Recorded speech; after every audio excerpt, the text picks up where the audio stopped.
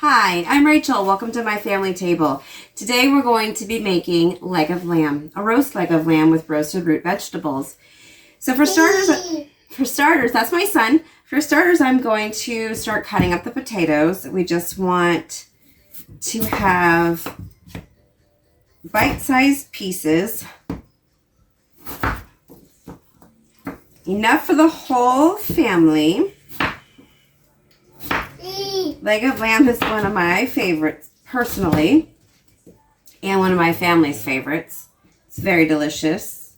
We're also going to be making a red wine stock sauce, and that is going to go over the leg of lamb after we're all done cooking it. So here I've just got about 4 potatoes, and I have 3 turnips. Turnips are one of my favorite vegetables. Personally, I prefer them to potatoes, but not everyone in my family would agree with that. So we do both. And it's really a good combination. It's a good carb, not a bad carb. And so it's just a little bit healthier than a potato would be. We are also going to be putting in some carrots. I am just using leftover baby carrots from an event that we had. And normally I would get a whole carrot and chop it up. But today we're going to just use what we've got so we don't waste. All right, one more potato. And so I've got my roasting pan here, and I am just going to put the potatoes in the roasting pan. I am using Yukon Gold potatoes. I feel like they have a lot more flavor than the russet potato, although if you're going to eat them raw, yes, I eat potatoes raw, you're going to want to use the russets because they are far better to eat raw. I don't know if you just saw that potato fly on the other side of me, but it's okay. The dog will get it. The next thing I'm going to do is go ahead and add the carrots. By the way, I went ahead and preheated the oven to 425 so that it preheats. We're going to start the leg of lamb off at a high temperature so it just kind of gets all the juices where they need to be. And then we're going to turn it down about half hour in and cook it a little bit slower. Now, leg of lambs typically cook for a while, not quite an hour and a half, depending on the size, but if you're using boneless, which I am going to be using because the bone just kind of gets in the way sometimes. I know that most things with bone is flavor, but sometimes those bones can be so big you don't have a pan large enough to fit that bone. So boneless is fine. All right, so the carrots and the potatoes are done. I'm going to cut up the turnips. And today just so happens to be Easter Sunday. And so this is my first video on this channel. So if you've subscribed, thank you for doing so. If not, you know what? Just hit that little button right there. That was terrible. Did you see what I just did with that knife? Don't do that. Don't do that. It's fine. It's fine. It wasn't out of aggression. I just talk with my knives. Who doesn't? I don't know. Anyway, hit subscribe and you'll see a lot of wonderful foods that I make for my family on a daily basis. I am a full-time full-time worker. I have a 2-year-old and a fiance, and I have a busy schedule. So I'm sure all of you can relate to that. So while my personal style of cooking is low and slow, we don't always have time for that. So even if you don't like to do that, that's okay. I've got plenty of recipes that will suit you. That's my fiance right there. Hello, he says, you know. That will suit you and your family's needs, and I'm sure that you will love it. I will also be giving you some tips about easier ways to do things. You know, one of my favorites is actually something that Julia Child, I learned from her. Whenever you've got garlic or onion flavor on your hands, you know, people like to use those stainless steel stones and all of that, and that's fine. But there's something that works so much better and so much cheaper. It's this little thing right here. It's called salt. If you rinse your hands under cold water, put a little salt on them and rub them together, and then turn on the hot water and rub them together with some soap, that garlic and onion smell will come right out. You don't need garlic stainless steel stones. You don't need whatever the other fads are. I'm sure there's 1,000, you know, all to make money, but honestly, salt is really all you need. Okay, so the onion's going in now. Onion is the best thing for flavor, always. Onions and garlic, which garlic will be our next thing to go in. We're gonna use a little bit of garlic for our vegetables and our lamb, and then we're going to use a little bit of garlic for our stock. So I am just going to crush this garlic here to get the peel off. My son just came in the room. He's so sweet. I love him to death. And we're just going to, I'm going to go ahead and crush it, because when you crush it, it just kind of releases the oil a little bit. I personally love garlic more than anyone else in this household. And so I would just eat it. It needs to be cooked. Yeah, it does, doesn't it? I feel like it needs to be cooked. But he, my fiance that is, wants it chopped small. So we'll just go ahead and mince it and just kind of spread it around a little bit. I'm going to use about 2.5 cloves. This is a little baby clove. Hi, Connor. That's my son, Connor. Can't see him, but that's all right. You can hear him for sure. He's the love of my life. Sorry, Joe. All right, and one more. I'm really excited to be sharing this recipe with you. I'm really excited that you're here, and I'm excited to be doing this video because it has been a passion of mine for a lot of years. Probably about 15 years to be a cook. I've always wanted my own cooking show, and YouTube is giving me that platform now, so I'm really excited about it. And I'm excited to meet all of you and talk to all of you. If you're watching this, you're obviously awesome, so keep being awesome.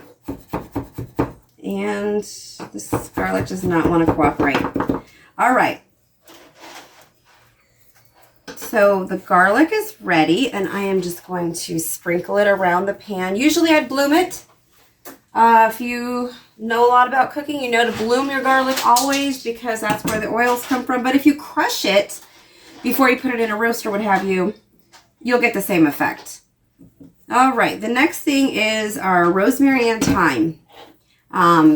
Best thing to do, you know, you can use dry herbs for long cooking periods. The fresh herbs are always best because they taste so good, but at the same time, you know what, it's gonna not do what you hoped it would do if it's cooking for a really long period of time. So please feel free to use dried. I use dried a lot when I do long cook times, because I want to make sure that, you know, I still have that flavor in there, but I don't overcook something. The thyme is just going to go ahead and go in. Just a little bit of thyme. Do a little bit more because I only covered about half the pan. And make sure to always salt and pepper. I do. Yeah. Connor agrees. I am teaching my son how to cook because, well, I feel like everybody should know how to cook for themselves. And a lot of people don't like cooking, which is where we cooks come in. We get to cook for people who don't like to cook. All right, there we go. We'll put them all in the pan. I know you can't see the pan. I'm sorry. This is a really difficult video to do because we don't have the proper equipment. That's fine. Don't worry about it. That's what I said. All right, rosemary. So I'm just going to season the vegetables with the rosemary as well. It is fresh. It is not dried. I was going to use dried, and then I just didn't like it. So we're going to use fresh tonight. The best way to get the oils to come loose out of the rosemary is to beat it up. I know, sounds terrible, but what you're going to do is you're going to basically take the back of your knife, not the blade, but the back of your knife, and just kind of beat it up just a little bit. Then you can go ahead and just cut your rosemary.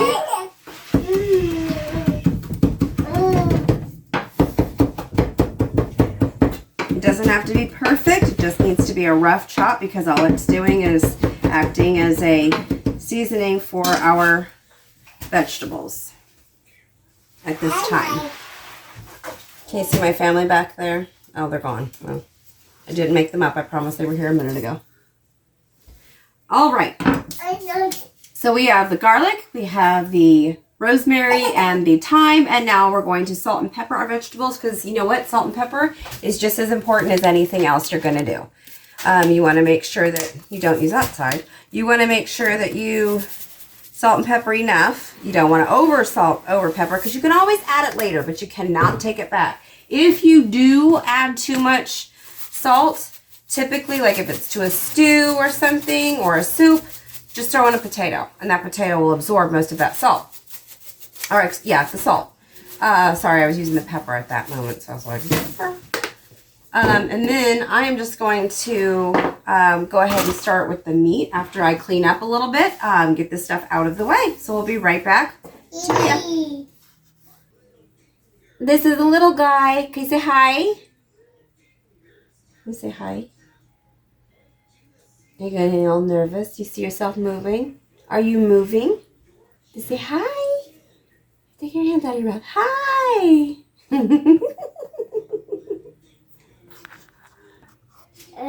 Okay, so he's done. I'm just cutting the some of the fat off of the leg of lamb. The only reason I'm doing this, I've already marinated it, but the only reason I'm cutting this off is because the fat on the leg of lamb tends to be quite greasy. So while, yeah, it does lend flavor, it also creates a very greasy stock. So we want to get rid of the fat. And be careful not to lose too much meat. You'll probably lose a little bit, but not too much.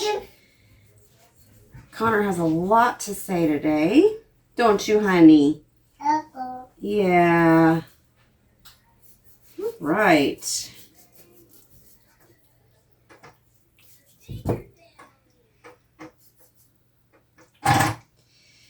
So since I have spent over 24 hours marinating this, you know, usually you only want to marinate something up to 24 hours because after that it does no good.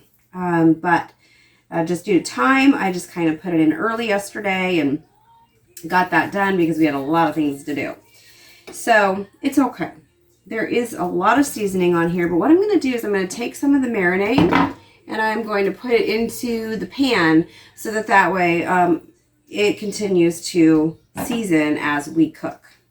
All right. So first of all, I just kind of want to gather my roast.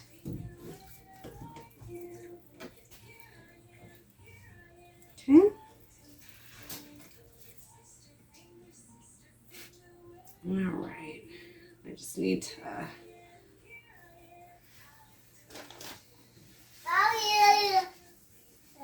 we're going to wrap it once up here.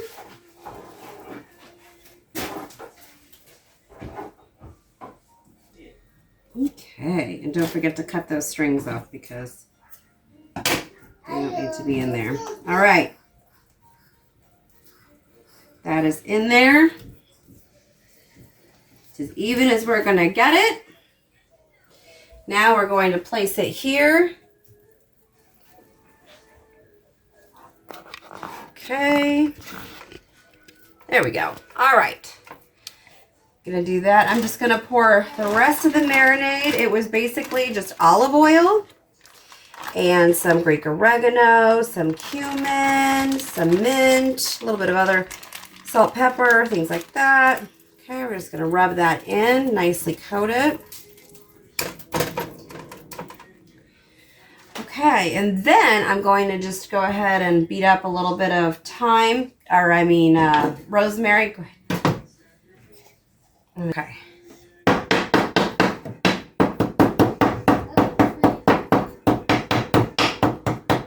Okay, we're just going to beat up that rosemary a little bit.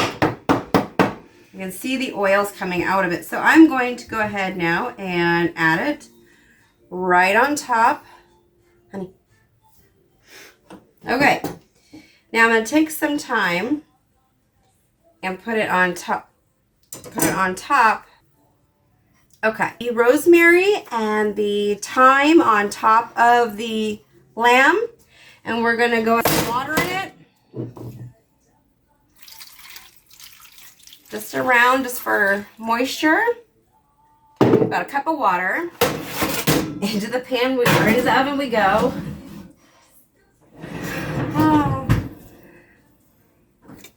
Good.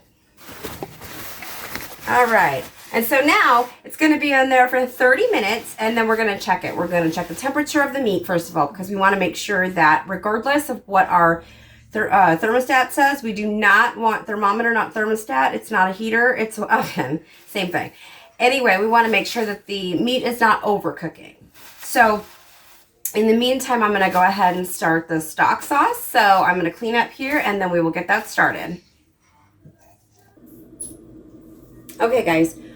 So we still have about 12 minutes and 45 seconds on the lamb to check it first. But I want to go ahead and start making the stock. Now, normally I would, or not stock, the sauce. Normally I would wait for the lamb to come out and then make the sauce because you want to use the juices from the pan. But today we'll just go ahead and use some chicken stock, and it'll be just fine. So we're going to use chicken stock, and we're going to use the red wine, and we're going to use some of the same aromatics that we used in the lamb, because you kind of want to keep that as a thing, like throughout the meal. You want to keep the same aromatics so everything kind of pairs well. So we're going to go ahead and get that started now. All right, so I'm going to go ahead and pour some water in. About a cup of water. I'm going to go ahead and turn it on medium-high. And my son has a dairy allergy, and so what we found is that a lot of chicken broths have whey in it. And whey is obviously a milk derivative, so we can't use it. I could do, as I do with everything else, and make it from scratch, but it's not always feasible. I mean, time-wise, you know. I can do it. I've got a chicken carcass in my freezer for safekeeping. However, I just, time. So we're just going to use a little powdered chicken base. It's fine. Just a tablespoon into a cup of water. Okay. So now we have our chicken stock going. Going to stir it up a little bit more. Going to make sure that powder dissolves. Now we're going to go ahead and add our... We're using a Cabernet Sauvignon today. That's what I've got. So that's what we're going to use. I just put about half cup to a cup in there, depending on how much of that rich flavor you like. We're going to go ahead and just add a little bit of rosemary and a little bit of thyme, just as is, right to the pot. And then we're going to add about 3 cloves of garlic. I crushed them so the flavor's there. And then salt and pepper. Just a little bit of salt because, that chicken stock is already salty.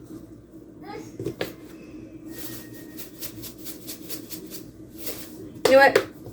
Instead, I think what I'm going to do, peppercorns. These are from India. They are in a special extra bold peppercorn. We're just going to do a few of them in our hand. Okay. Just kidding. And then we're going to pour them in there. So we have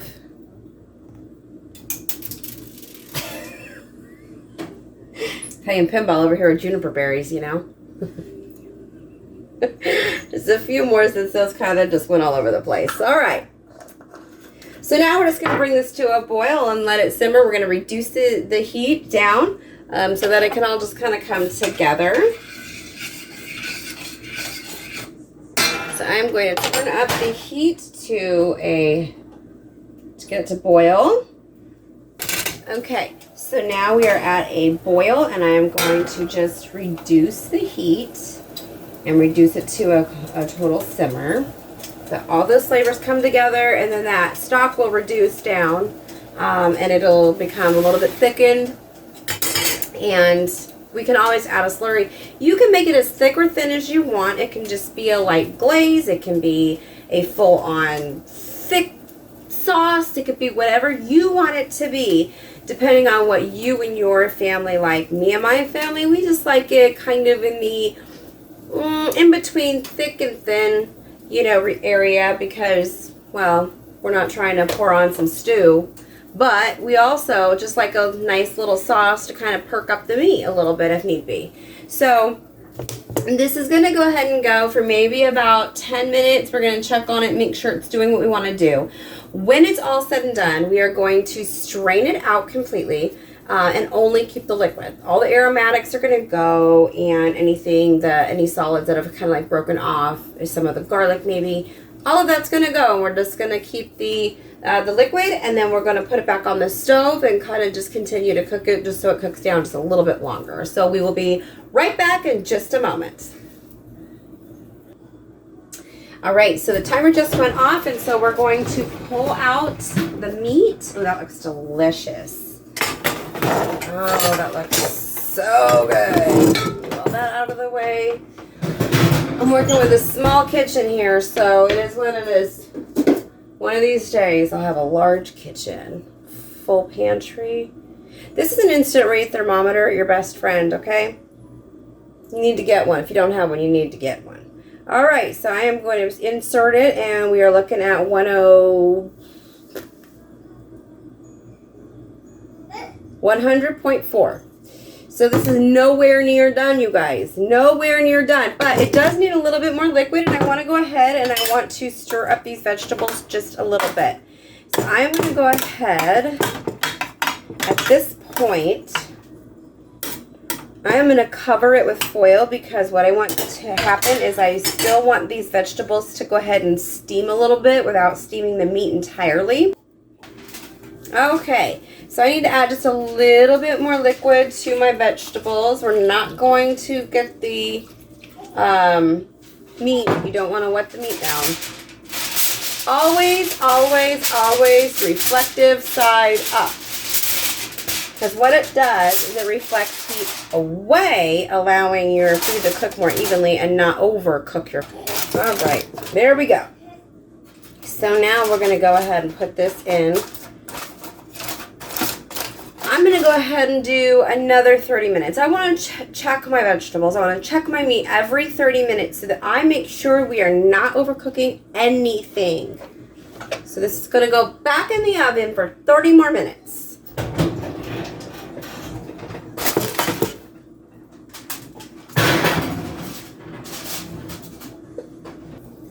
All right, so our our sauce, I keep calling it a stock, it is not that. Our sauce has come to a boil. We're going to go ahead and take the aromatics out of it now. So it's been going for a few minutes now. We're just going to drain it out, drain all the aromatics out. Make sure your pan's empty on the inside. And here's all your aromatics right there. So we are going to go ahead and set this in the sink. And then we are going to go ahead and drip this back in here. Okay, so now you have nothing but your liquids. Your solids are out. And you can go ahead and just turn it on to medium heat. Actually, let's just turn it on to medium-low for now. We just want to kind of get it up to a simmer. And then we're going to go ahead and add a little bit of a slurry to it. Okay, so I've made basically a slurry. You just take your 1 tablespoon of cornstarch, put it in a bowl, and then mix 1 tablespoon of water with it, and it creates a liquid. Just a liquid, but that liquid is going to turn this liquid into something a little bit thicker. And so I'm going to turn up the heat now. How much of that is thickening up? And then if it isn't where you want it to be, you want to add some more. So I'm going to just stir, stir, stir. I tell my son, stir, stir, stir. Okay, and we're boiling, boiling, boiling, and we're going to wait and see what happens. I only added like maybe 1/4 teaspoon because I just kind of want to not overdo it. This is how you tell whether it's where you want it or not. You're going to go ahead and you're going to do that. A lot of people like it to where it coats the back of the spoon, which is awesome because then you know you've got a thick sauce, but not so thick that it's like a whole new stew. Okay, that has dissolved. So now I've used a little bit more. You only have maybe a quarter of a teaspoon left, if that. So I can see that it's actually starting to do what it needs to do, and it's starting to thicken up as is. So I'm just going to kind of let it do its thing for just a second before I start stirring again. Okay, so I am just going to add a little bit more slurry to the mix here. Now again, we don't really like a super thick sauce. We just want one that's kind of thick and, you know, just a little bit, just so that it like sticks to the meat a little bit, you know, and doesn't pour all over the plate. Especially with my lamb recipe, we really just want to make sure that the lamb is the star here and not the sauce. All right. Okay, so this is what I'm looking for. I don't know if you can see that. This is what I'm looking for. It's coating the back of my spoon. So now I know that my sauce is ready, so I'm going to turn off the heat and I'm going to move it off the burner because I do not want it to cook any longer. Anyone else get a facial there? And now that sounds, that's the timer for the meat. So we're going to go ahead and pull out the meat, check the meat, make sure that it is where we need it to be. If it's not, we're going to put it back in. Here we go. All right. That smells so delicious, you guys. For real. Okay.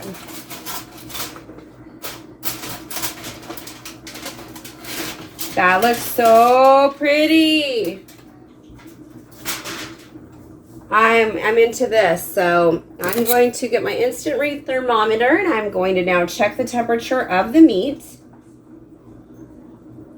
Okay, the meat is still at 115, so we need it to be at 130, so it's not going to take much longer for this meat. Now let's go ahead and check these vegetables. I'm going to need to get a new spoon for that because I've got sauce all over the other.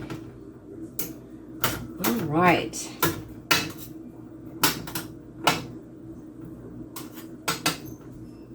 I'm just going to stir them around a little bit. Take this off.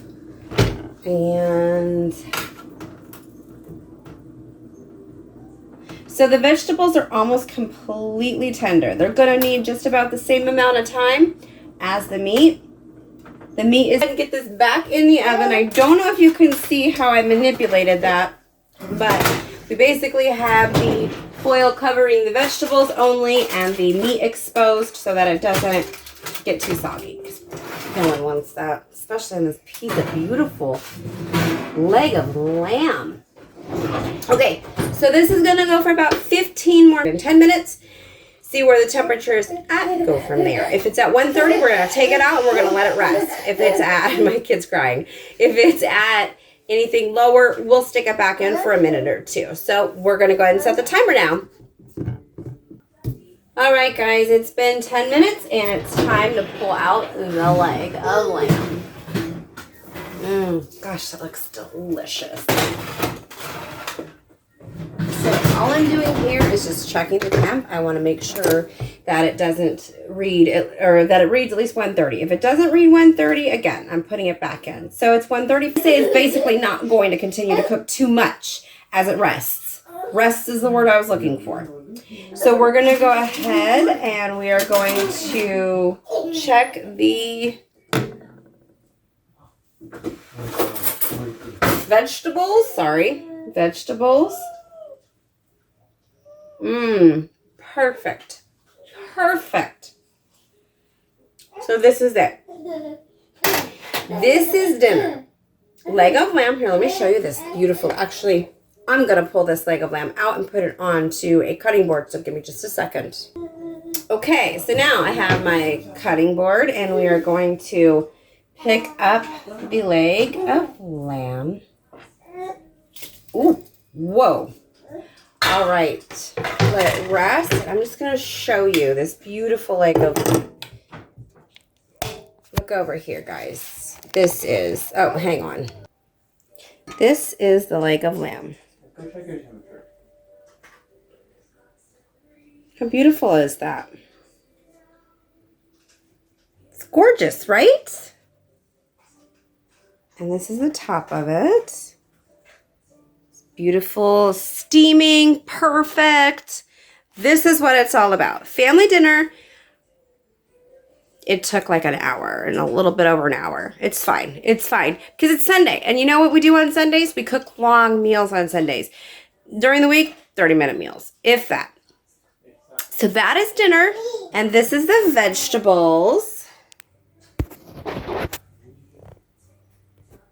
So we've got some turnips, and we've got some carrots, and we've got some onion and some potato, and all of those things are going to make up our dinner. So now I'm going to go ahead and get everything plated.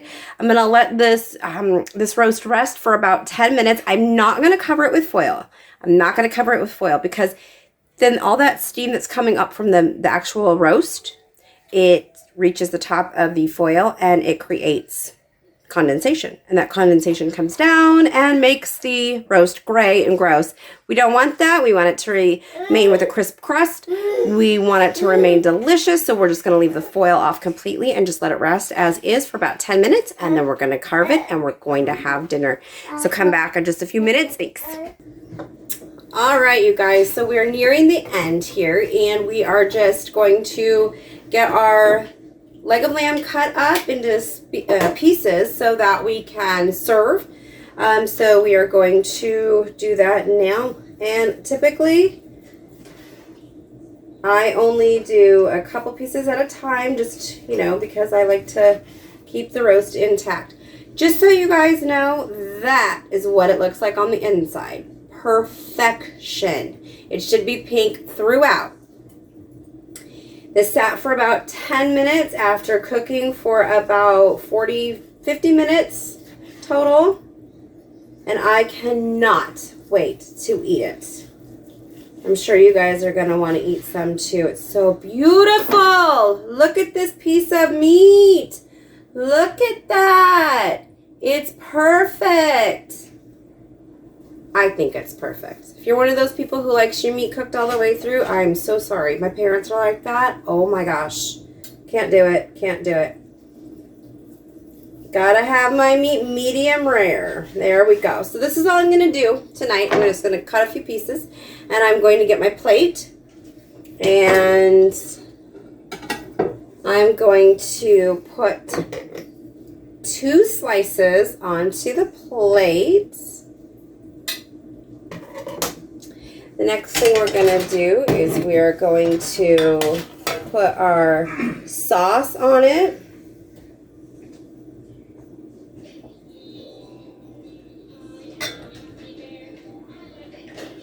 And to top it off, we have our vegetables. Gonna get a little bit of everything here, so you've got a variety. And there you have it. This is Sunday dinner. We have leg of lamb, roast leg of lamb with a red wine sauce and roasted root vegetables. Happy Easter, everybody. Thank you for watching, and I hope that you hit subscribe, and I hope you come back because we've got a lot of things. This is just the start. You guys have tons of things to teach you, tons of recipes to share, and I cannot wait. So come back, hit subscribe so that you guys know when I post a new video, and I'll see you next time. Thanks. Bye.